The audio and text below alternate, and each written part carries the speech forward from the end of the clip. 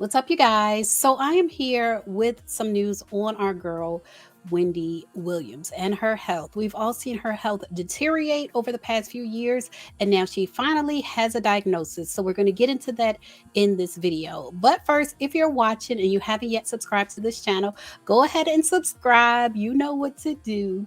And everyone, click the thumbs up button.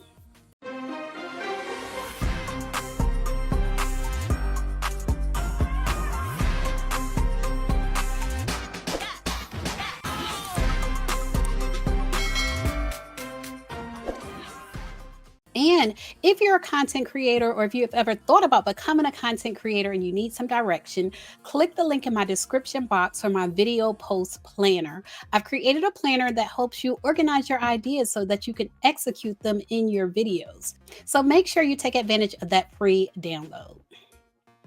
All right, you guys. So Wendy Williams has been diagnosed with frontal temporal dementia and aphasia.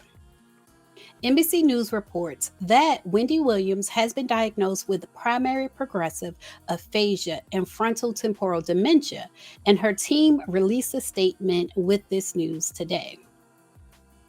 They say she was diagnosed last year after undergoing several medical tests, and her team said the conditions have presented significant hurdles in Wendy's life. As fans of Wendy Williams, we've seen her life and her career go downhill over the past few years.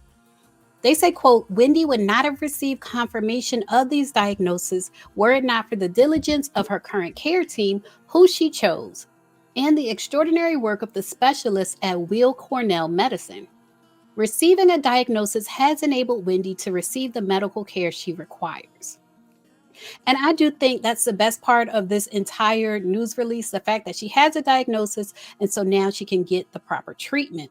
But unfortunately, according to her son, her medical conditions were likely caused by her alcohol abuse. Primary progressive aphasia is a nervous system syndrome that affects a person's ability to communicate. People who have it often have trouble expressing their thoughts and can lose their ability to speak and write.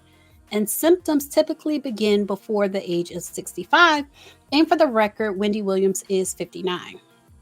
Frontal temporal dementia refers to a group of diseases that primarily affect the frontal and temporal lobes of the brain. It's usually associated with behavioral and personality changes and difficulty with language. That's according to the Mayo Clinic. And I feel like as fans of her show, we've seen all of that on the Wendy Williams show. So imagine what her family has seen. Her family actually did speak out. They did an exclusive interview with People magazine, and they had a lot to say, especially her son. He really shed light on her condition. People magazine reports it's been 2.5 years since Wendy Williams asked her final, "How you doing?" on TV. And since then, the larger-than-life personality has remained mostly quiet as rumors have swirled about her well-being.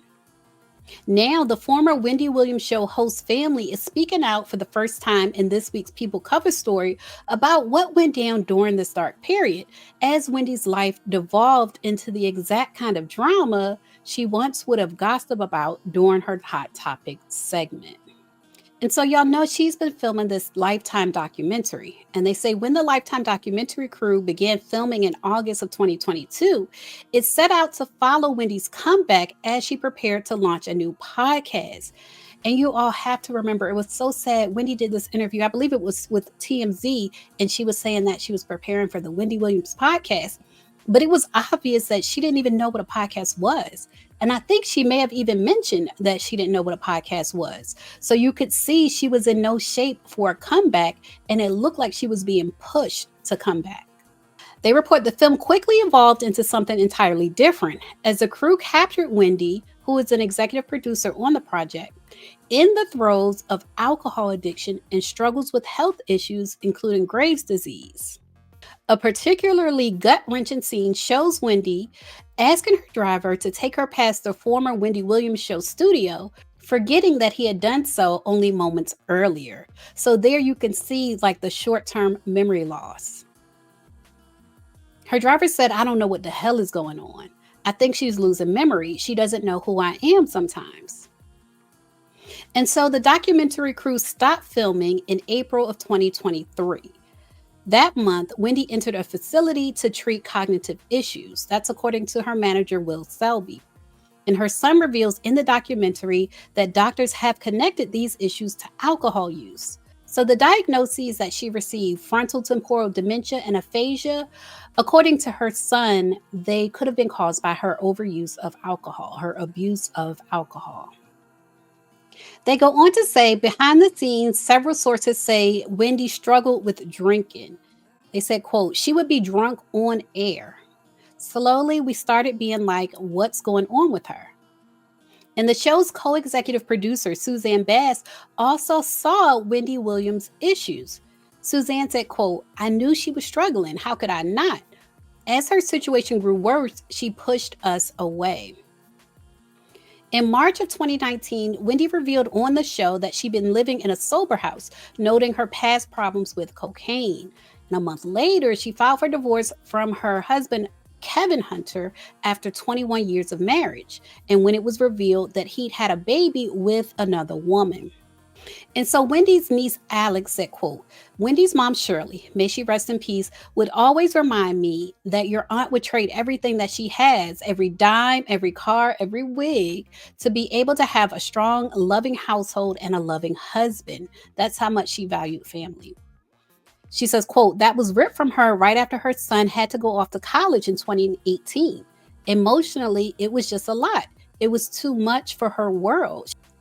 It seems like she was losing so much at one time. When the COVID shutdown began in March of 2020, Wendy was isolated in her luxury apartment. And in May of 2020, her show DJ Booth, said he found her unresponsive at home. She was rushed to the hospital where she needed several blood transfusions. And just a few months later, that November, her mom Shirley passed away. Her sister Wanda said, when our mother passed, who was her greatest advocate and strongest support system out of anybody in this family, she never grieved. Producers say they stopped filming in April of 2023 after they found Wendy in her apartment with her eyes rolled back into her head and worked with her manager to urge the guardian, the unnamed guardian, to get Wendy Williams help. Executive producer Mark Ford says, quote, the guardian did come around and was responsive to our pleas to get her into a safer place. And according to reports, Wendy is now back in a facility. Her family says a court-appointed legal guardian is the only person who has unfettered access to her in the facility. So basically, Wendy can call her family, but her family can't call Wendy. The only person who can access Wendy at any time is the unnamed guardian.